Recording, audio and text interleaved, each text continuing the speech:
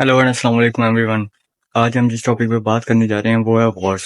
आपने अक्सर लोगों को बात करते हुए सुना होगा कि वॉर्स, कोल्ड वॉर होगी, प्रॉक्सी वॉर होगी, ऐसे अल्फाज लोग इस्तेमाल करते हैं ज़्यादातर सीएसएस वगैरह के इंटरव्यूज वगैरह में। तो आप हैरान होते होगे कि यार ये होता क्या है, हमने तो सिर्फ वॉर सुनी है कि वर्ल्ड वॉर वन होगी, वर्ल्ड वॉर टू होगी, लेकिन ये प्रॉक्सी वॉर, कोल्ड वॉर ये होती क्या है। तो आज की वीडियो बनाने का मकसद है वो यही है कि आपको इन तीन तमाम चीज़ों के बारे में कंप्लीट इन्फॉर्मेशन दी जाए कि वॉर्स क्या होती है और उनकी टाइप क्या होती है, और ज़्यादातर हम कोशिश करेंगे आपको मिसाल के साथ एग्जांपल्स दे जाएं कि ताकि आपको और डिटेल से समझ आए। सबसे पहले जो हम टॉपिक पे बात करेंगे वो है वॉर्स, और वॉर्स के बाद होगा टाइप्स ऑफ वॉर्स। तो हम पहले स्लाइड्स पे चलते हैं और उस पर देखते हैं कि हमारे पास कौन कौन सी टाइप्स ऑफ वॉर्स आती हैं। तो शुरू करते हैं अपनी वीडियो को। सबसे पहले आपके पास जो लिखा आ रहा है स्लाइड पे वो है वॉर, कि वॉर किसे कहते हैं। अब आप में से बहुत सारे लोग जानते होंगे कि वॉर किसे कहते हैं बेसिकली, लेकिन हम फिर भी आपको एक डिफ़ाइन बताएंगे ताकि अगर आपसे कोई सवाल करें तो आप उसे जवाब दे सकें। अब मैं जो आपको बताऊंगा वो इंग्लिश में भी होगा और उर्दू में भी, ताकि आप इंग्लिश में भी जवाब दे सकें और उर्दू में भी। ये बताना हमारा फ़र्ज़ है। तो हम शुरू करते हैं सबसे पहले वॉर से, कि वॉर किसे कहते हैं। तो war is a conflict between organised group often involving armed forces. It's typically arises from political, economic और social dispute। अब इसको उर्दू में हम बताते हैं कि वॉर एक्चुअली जंग कहते किसे हैं। ये एक मुनज़्ज़म ग्रुपों के दरमियान तसादुम है जो अक्सर मसल्ह फ़ौज को शामिल करता है, आर्म फोर्सेस को। उसके बाद ये आम तौर पर सियासी, इकनॉमिकली या सोशली तनाज़ात की वजह से होती है। इसके हम उर्दू करें तो वो बनेगी इक़्तिसादी या समाजी तनाज़ात की वजह से होती है। ठीक है, तो अब आपने देख लिया वॉर के बारे में, आपको एक डिफ़ाइन मिल गई है इंग्लिश में भी और उर्दू में भी। अब आपसे कोई सवाल करे तो आप इसका जवाब दे सकते हैं। तो सेकंड चीज़ जो हमारे पास आती है वो है टाइप्स ऑफ वॉर्स, कि जंग कितने किस्म की होती हैं। ये टाइप्स ऑफ वॉर्स एक्चुअली कहते हैं कौन कौन सी होती है टाइप्स ऑफ वॉर्स के अंदर। तो हम चलते हैं, हमारे पास जो सबसे पहले जो पॉइंट्स आता है वो है कन्वेंशनल वॉर्स, रिवायती जंग इसे उर्दू में हम कहते हैं। तो इसकी डिफ़ाइन देख लेते हैं ज़रा इंग्लिश में, और फिर हम उर्दू में भी देखेंगे और फिर हम इसकी एग्जांपल देंगे। तो सबसे पहले जो चीज़ आती है वो है डिफ़ाइन इसकी कन्वेंशनल वॉर की इंग्लिश में, वो ये है कि this type of war involve organised armed forces fighting against each other using conventional weapons. तो इसकी उर्दू में डिफ़ाइन ये बनेगी कि ये जंग मुनज़्ज़म मुसल्लह फ़ौज के दरमियान होती है जो एक दूसरे के खिलाफ रिवायती हथियार इस्तेमाल करती हैं। तो कन्वेंशनल वॉर्स के बारे में आपने जान लिया। अब इसकी एग्जांपल, जो बेस्ट एग्जांपल जो इसकी बनेगी वो ये है कि वर्ल्ड वॉर टू। अब आपने इसकी डिफ़ाइन भी और आपको मोस्टली पता लग गया होगा कि हम कन्वेंशनल वॉर बेसिकली कहते किसे हैं। वो ये कि जिसके अंदर आर्म्स फोर्सेस का यूज़ किया जाए, जिसमें वेपन्स का डायरेक्ट इस्तेमाल किया जाए। कोई भी जितने भी चाहे टू नेशन और थर्ड नेशन की जंग हो रही है तो उसकी बेस्ट एग्जांपल जो बनती है वो है वर्ल्ड वॉर टू। जैसे कि आपको पता ही होगा कि वर्ल्ड वॉर टू में इवन के न्यूक्लियर वेपन भी यूज़ किए गए थे जो कि हिरोशिमा और नागासाकी पर गिराए भी गए थे जापान में। तो इसे हम कहते हैं वर्ल्ड वॉर टू, जिसके अंदर मुख्तलिफ ग्रुप जो हैं वो डायरेक्ट वेपन्स का इस्तेमाल करते हैं। न्यूक्लियर वेपन नहीं भी तो मिसाइल्स या वैसे आपको समझ आ जानी चाहिए, तो उसका यूज़ किया जाता है। डायरेक्ट जंग होती है जिसमें हम कन्वेंशन वेपन्स कहते हैं। उसके बाद हमारे पास जो सेकंड हमारे पास जो होती है टाइप ऑफ वॉर, उसमें आती है अनकन्वेंशनल वॉर, जिसका उर्दू में ये बनता है कि गैर रिवायती जंग। अब इसकी हम डिफ़ाइन करते हैं अनकन्वेंशनल की, वो ये होगी कि this involve irregular forces such as गुरिल्लाज और इंसर्जेंट्स एम्प्लॉइंग अनकन्वेंशनल टैक्टिक्स। इस लफ्ज़ पे आप ध्यान दें, अनकन्वेंशनल टैक्टिक्स। ये उर्दू में जो हम इसे डिफ़ाइन करते हैं तो ये बनती है कि ये जंग गैर रिवायती कोर्टों जैसे कि बागियों या मजम्मत करने वालों की तरफ से गैर रिवायती हिकमत अमलियों के इस्तेमाल पर मुश्तमिल होती है। हमने इंग्लिश में भी देखा था अनकन्वेंशनल टैक्टिक्स पर ये मुश्तमिल होती है।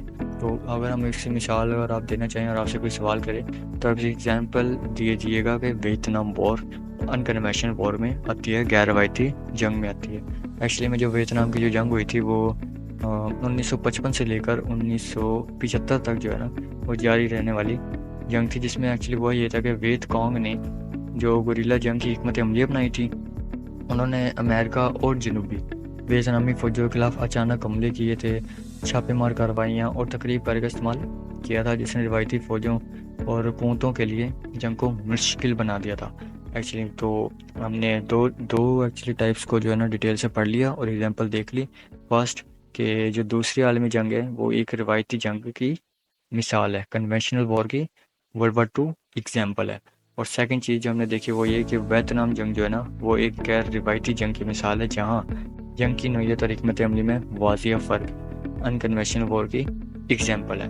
اب جو ہم اپنی تھرڈ چیز پہ چلتے ہیں، تھرڈ ہمارے پاس جو آتی ہے وہ ہے پروکسی وار.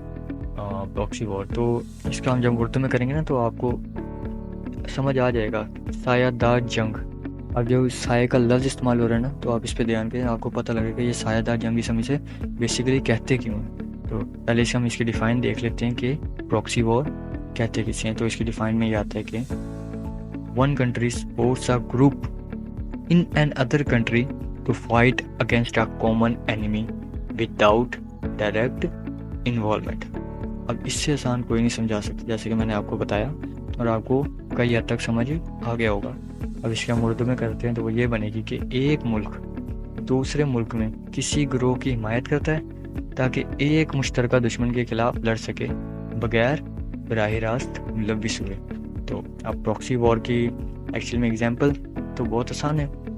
اس ایگزامپل میں آپ کو دیتا ہوں جیسے کہ انڈیا افغانستان میں فنڈنگ کرتا ہے ڈیفرنس گروپس کو کہ وہ پاکستان کے اندر انسٹیبلٹی کریٹ کر کے رکھیں اور کچھ بوم بلاسٹ وغیرہ ہوتے ہیں یا کچھ نہ کچھ ایسے گروپس نکل کے آتے ہیں جو کہ نقصان پہنچاتے ہیں. تو بیسیکلی آئی ایس آئی یا بہت سے ڈفرینٹ جو ہمارے پولیٹیشین وہ بھی یہ بات کرتے ہیں کہ انڈیا بیسیکلی فنڈنگ کرتا ہے ڈفرینٹ گروپ کو کہ وہ پاکستان کے اندر ٹیررسٹ اٹیکس وغیرہ کروائیں. تو کرواتے ہیں وہ جس میں دو نیشن جو ہوتے ہیں وہ ڈائریکٹ جنگ نہیں کرتے بلکہ تھرڈ پارٹی کو انوالو کرتے ہیں، اس سے انویسٹ کرتے ہیں یعنی کہ فنڈنگ کرتے ہیں اس میں، اور پھر وہ ان کی طرف سے وہ جنگ لڑی جاتی ہے. تو اس سے ہم کہتے ہیں پروکسی وار. اسی لیے اس سایہ دار کو جو آپ لفظ سنتے ہیں نا سایہ دار، تو اس سایہ دار جنگ اسی لیے کہا جاتا ہے کہ اب ہمارے پاس جو نیکسٹ آتی ہے نا وہ آتی ہے سول وار. پہلے ہم اس کی ڈیفائن کریں گے تو سول وار کی ڈیفائن یہ بنتی ہے کہ civil war is a conflict between groups within the same country often involving a struggle for control of the government اور ٹیریٹری. اردو میں اس کی ڈیفائن یہ بنے گی کہ سول جنگ ایک ایسے ملک کے اندر گروہوں کے درمیان تصادم ہے جو اکثر حکومت یا علاقہ کنٹرول کرنے کے لیے لڑائی ہوتی ہے. تو سول جنگ میں جب لوگ جو ہے نا اپنے حقوق کے لیے جن رائٹس نہیں مل رہے ہوتے لوگوں کو، ان کے بیسک رائٹس جو ہوتے ہیں وہ نہیں مل رہے ہوتے، کوئی اکنامک ڈیولپمنٹ نہیں ہوتی، تو لوگ احتجاج کرتے ہیں حکومت کے خلاف. جیسے کہ میں آپ کو ایگزامپل دیتا ہوں سول وار کی.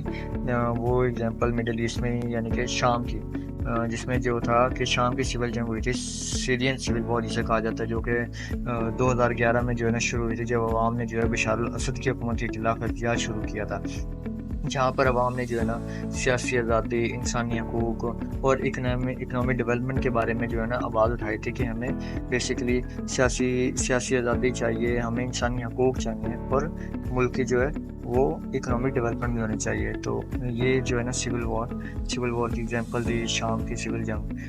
نیکسٹ ہم چلتے ہیں جو ہمارے پاس جو آتی ہے وہ آتی ہے ریولیوشن وار. اب ریولیوشن انگلش اور اردو انقلاب کا نام سنتے ہی آپ کو پتہ لگ گیا ہوگا.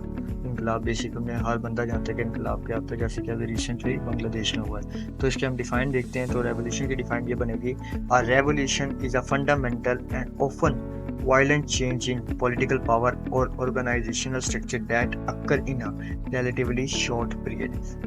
اب ہم اس کی اردو میں ڈیفائن بتاتے ہیں آپ کو کہ اردو میں ریولیوشن انقلاب کی کیا بنے گی. تو یہ ایکچولی کہ انقلاب ایک بنیادی اور اکثر پرتشدد الفاظ دیکھنا پرتشدد تبدیلی ہے جو سیاسی طاقت یا تنظیمی ڈھانچے میں ہوتی ہے اور یہ نسبتاً مختصر مدت میں پیش آتی ہے. تو ریولیوشن جیسے کہ اگر آپ ایگزامپل دینا چاہیں، اگر آپ سے کوئی ایگزامپل مانگے تو موسٹ پاپولر تو فرینچ ریولیوشن ہو گیا اور ایران ریولیوشن اوبیسلی یہ ہیں. لیکن جو ابھی ریسنٹلی جو بنگلہ دیش میں ہوا جہاں پر حسینہ واجد کی حکومت کے خلاف لوگوں نے احتجاج کیا اور ایک ریولیوشن آیا، ایک انقلاب آیا بنگلہ دیش کے اندر، تو اسے بھی لوگ اب یاد رکھیں گے.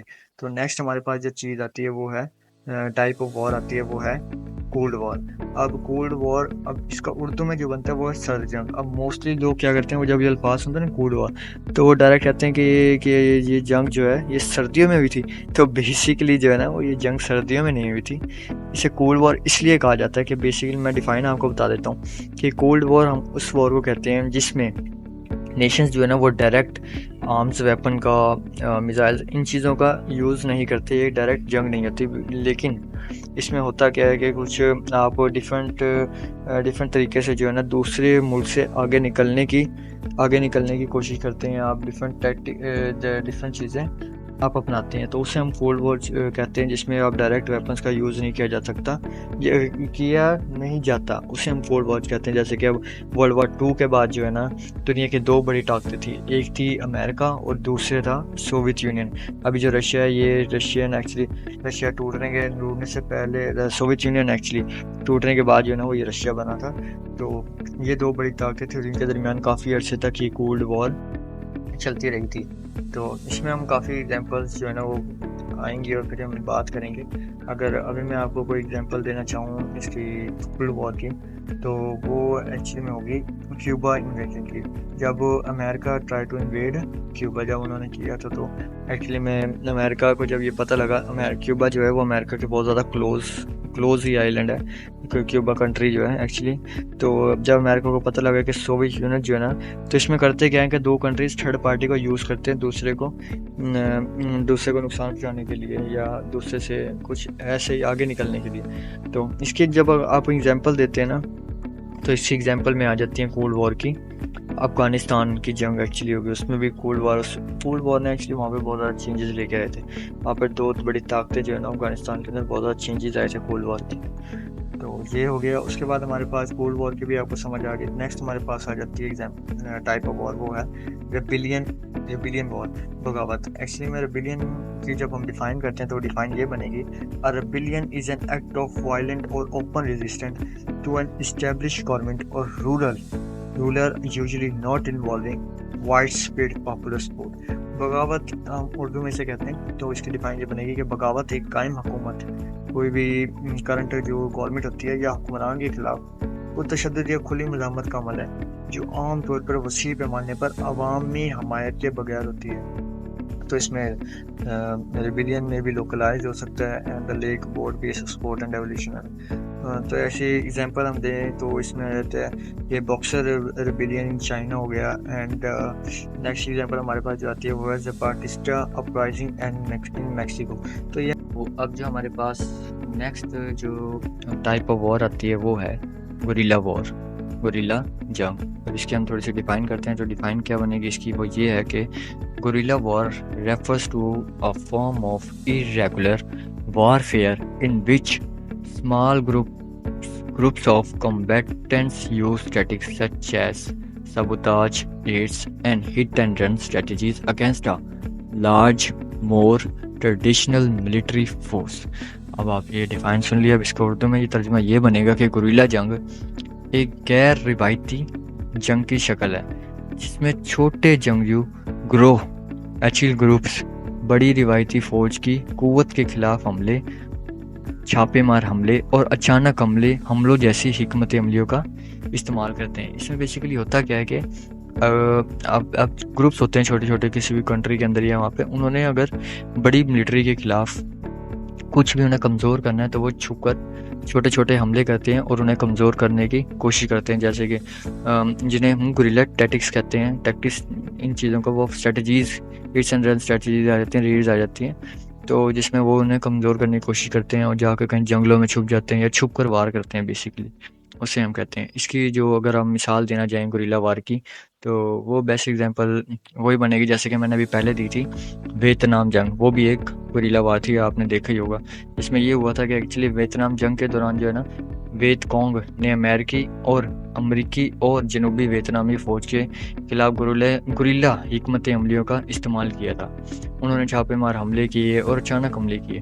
اس کی وجہ سے روایتی فوج جو وہاں کی فوج تھی فوج کے لیے ان کا مؤثر مقابلہ کرنا بہت زیادہ مشکل ہو گیا تھا.